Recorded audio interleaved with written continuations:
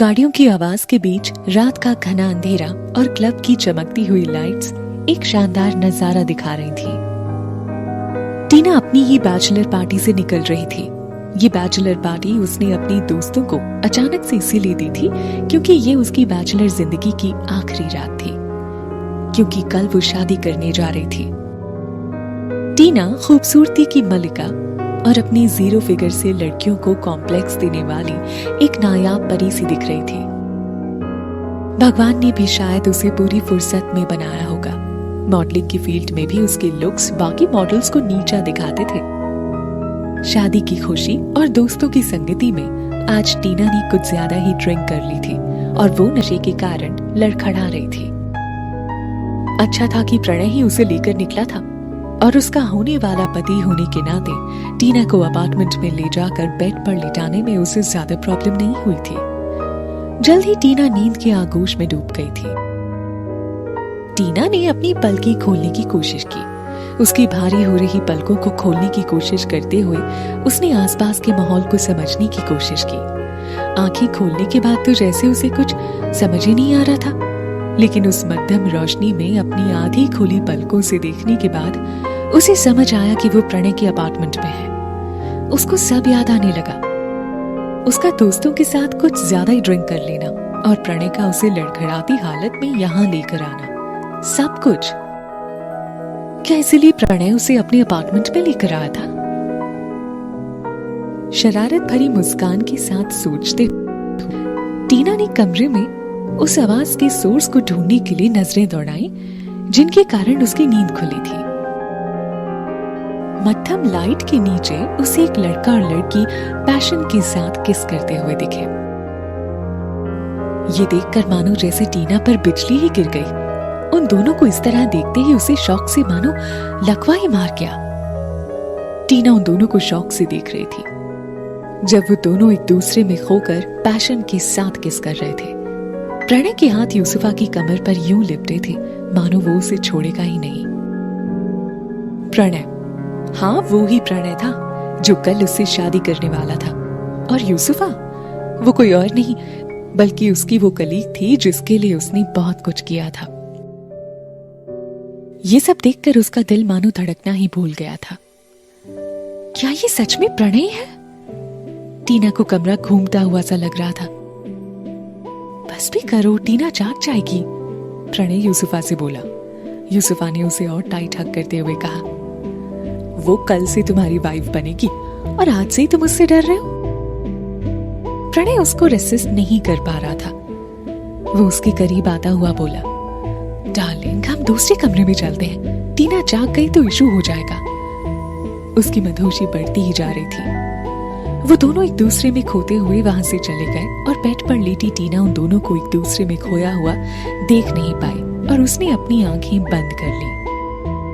भले ही टीना की आंखें बंद थी लेकिन उसके कान खुले हुए थे और उन दोनों की तेज सांसों से लेकर वो उनकी हर बात सुन पा रही थी। जब यूसुफा की आवाज उसके कानों से टकराई, नहीं प्रणय, मैं ये नहीं करना चाहती हूँ उसके सामने। उन दोनों के होठों के मिलने से आ रही आवाज वो सहन नहीं कर पाई और उसने आंखें खोलकर देखने का साहस किया तो पाया यूसुफा प्रणय के कपड़ों को उसके शरीर से दूर कर रही थी। ये उसकी सहन शक्ति के बाहर था। ये सब देखकर उसको पता ही नहीं चला कि कब उसकी आंखें झलक पड़ी। प्रणय जो कि कल सुबह उससे शादी करने वाला था, वो उसके साथ इतना बड़ा धोखा कैसे कर सकता था? और यूसुफा, कैसे यूसुफा उसके सामने ही प्रणय के साथ हम बिस्तर होना चाहती थी? वो उसके साथ ऐसा कैसे कर सकती थी? टीना ने तो कभी उसका कुछ बुरा नहीं किया, उल्टा उसकी हेल्प ही की थी। और प्रणय, उसे तो टीना ने टूट कर चाहा था। उसके लिए उसने सब कुछ पीछे छोड़ दिया था। क्या सिर्फ इसी धोखे के लिए? उसका दिल एकदम टूट सा गया था। या नहीं, प्रणय यूसुफा से रिक्वेस्ट करता हुआ बोला, कम से कम बाथरूम में चलते हैं, वैसे भी बाथटब तुम्हारी फेवरेट प्लेस है ना? यूसुफा के शरीर को अपने हाथों से खींचता हुआ प्रणय उसे खींचने लगा। ठीक है, तुम बाथटब भरो, मैं बस अभी आई, वो धक्का देकर कहा। प्रणय के जाते ही वो बेड के पास आई जहाँ टीना ने उसे अपनी तरफ आते हुए देख अभी अभी आंखें बंद की थी। वो बेड पर आई और टीना के पास झुक कर फुसफुसाई, क्या कल प्रणय के साथ शादी के सपने में खोए हो? भूल जाओ कि प्रणय कभी तुम्हारा होगा। प्रणय हमेशा से मेरा था और मेरा ही रहेगा। अरे हाँ, क्या तुम्हें खुशखबरी पता है? मैं प्रेग्नेंट हूँ और तुम्हें तो आइडिया लग ही गया होगा इस बच्चे का बाप कौन है? और कौन? अपना प्रणय। उप्स, यानी मेरा प्रणय। क्या तुम्हें अब भी लगता है कि प्रणय तुम्हारा हो पाएगा? यूसुफा अपने अंदर की गुस्से को दबाने के लिए दांत पीस रही थी, लेकिन उसकी बातों में जहरीली हंसी मिली हुई सी लग रही थी, जैसे वो टीना को अपनी बातों से ही मार डालना चाहती हो। यूसुफा के बाथरूम की तरफ जाने की कुछ देर बाद ही बाथरूम से आने वाली तेज आवाजों से टीना का दिल डूब ही गया। उसकी जगह कोई भी लड़की होती तो ये सब देखकर वो भी इतनी दुखी हो गई होती। वो लड़का जो उससे अगले कुछ ही घंटों में शादी करने वाला हो, वो इतना बुरा कैसे हो सकता था? आखिर कैसे वो टीना की हर कोशिश को बेकार कर सकता था? उसके उन सारे सपनों का क्या होगा जिनमें वो शादी के बाद प्रणय का जीवन संभाल रही थी? उन दोनों के बच्चे हो रहे थे और जीवन में खुशी के पल आ रहे थे, लेकिन अब तो वो सब एक चुटकी में धूल में मिल गए थे। एक रात में ही उसका सब कुछ उसके पास से चला गया था। 3 साल पहले वो इंडस्ट्री की टॉप मॉडल थी, लेकिन उसने अपनी कॉन्ट्रैक्ट्स, अपना प्लेस सब यूसुफा को दे डाला, वो भी प्रणय के एक बार कहने पर ही। आज वही यूसुफा उससे प्रणय को भी छीन चुकी थी। पर प्रणय, वो उसके साथ इतना बड़ा धोखा कैसे कर सकता था?